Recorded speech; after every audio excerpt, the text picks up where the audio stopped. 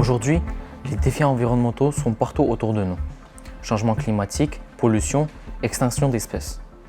Ce sont des problématiques mondiales qui nécessitent des solutions collectives. C'est pour cela que nous avons créé le projet de COP26, une simulation de convention internationale où chaque élève aura le rôle de représenter un pays différent afin de négocier, de débattre et de proposer différentes solutions aux problèmes de demain. Pendant cette conférence, chaque délégué devra défendre la position d'un pays tout en essayant de construire des compromis avec les autres. L'objectif n'est pas seulement de débattre, mais de comprendre les enjeux, confronter les points de vue et imaginer ensemble des solutions réalistes aux grands défis environnementaux.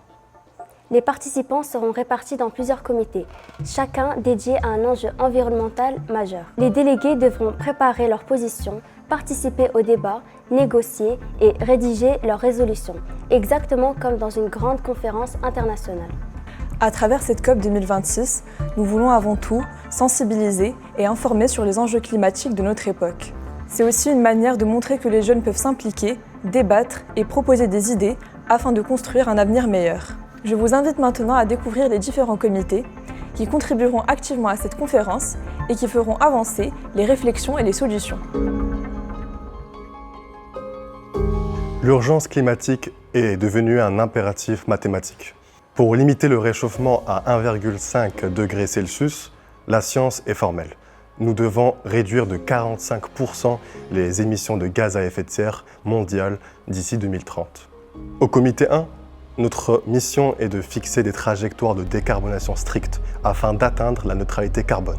Agir maintenant n'est plus un choix, c'est devenu une nécessité afin de garantir un avenir commun. Pour être efficace, la transition doit être inclusive.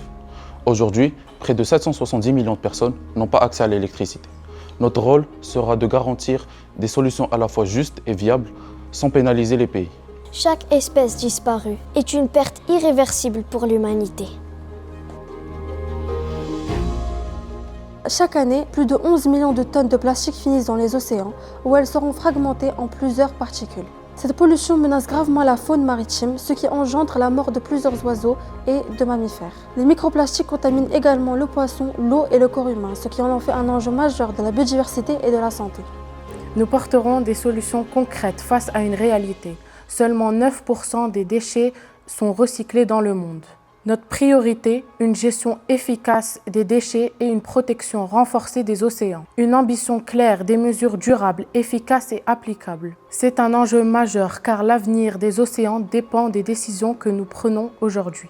L'océan n'est pas une poubelle, c'est notre berceau. Les forêts sont essentielles à la planète, mais elles disparaissent très vite. Comme nous l'a rappelé Mondia Kepanga, chef papou défenseur des forêts, la déforestation est une réelle menace. Chaque année, 10 millions d'hectares disparaissent et depuis 1990, 420 millions ont été perdus. Cela met en danger la biodiversité avec près d'1 million d'espèces menacées. Les forêts abritent plus de 80% de la biodiversité terrestre et jouent un rôle crucial dans la régulation climatique.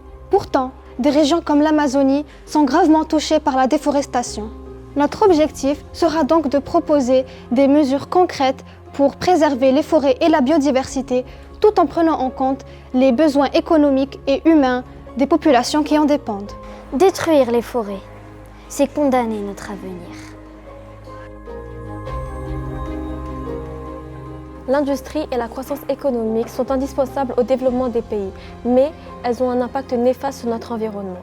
Aujourd'hui, les activités industrielles et la production d'énergie représentent 75% des émissions mondiales de gaz à effet de serre. Depuis la révolution industrielle, le taux de concentration de CO2 dans notre atmosphère est passé de 280 parties par million à 420 aujourd'hui, ce qui contribue pleinement à l'augmentation du réchauffement climatique et à l'intensification des catastrophes naturelles telles que les vagues de sécheresse et les tempêtes devenues beaucoup plus fréquentes. Dans ce comité, nous réfléchissons à la manière de concilier développement économique et responsabilité environnementale. Les scientifiques estiment que pour limiter le réchauffement à 1,5 degré Celsius, il faudrait réduire les émissions à effet de gaz mondiales de 45% d'ici 2030. Notre objectif est de développer l'industrie tout en passant à des technologies plus propres, afin d'assurer une croissance durable. Chaque degré en plus est une alerte en plus.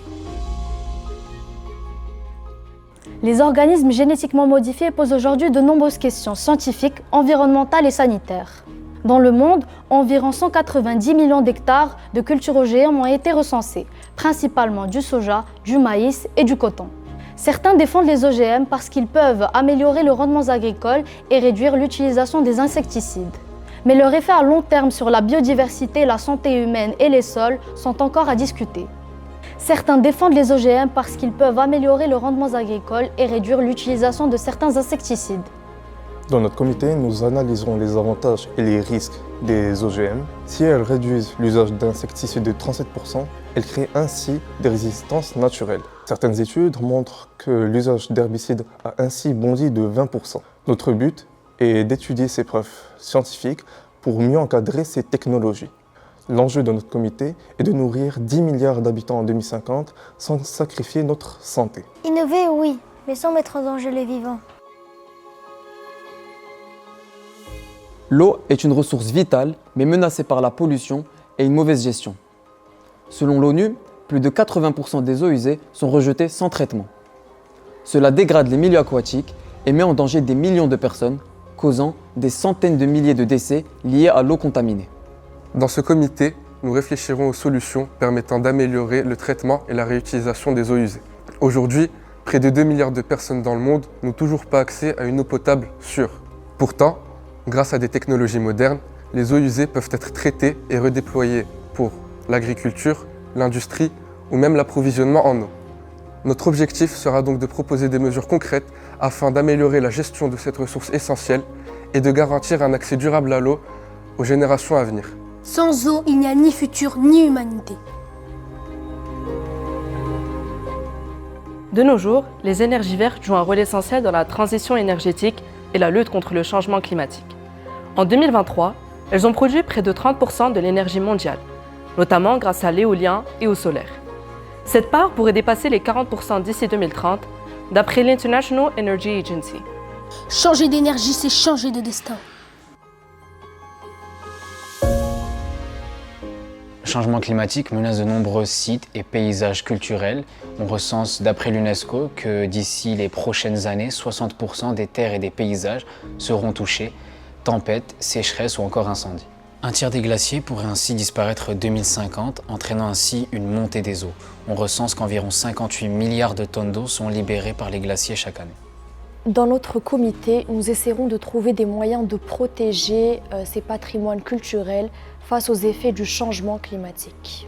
Aujourd'hui, près de 50 sites des patrimoines mondiaux sont menacés par la montée du niveau de la mer et des villes historiques comme Venise subissent déjà des inondations de plus en plus fréquentes. Si rien n'est fait, certains sites culturels et naturels pourraient être endommagés de manière irréversible. Notre objectif sera donc de proposer des solutions durables et concrètes afin de protéger ces patrimoines tout en respectant le développement et l'histoire pour les générations futures. Nous n'héritons pas de la terre, nous l'empruntons à nos enfants. Le changement commence ici, maintenant, avec nous.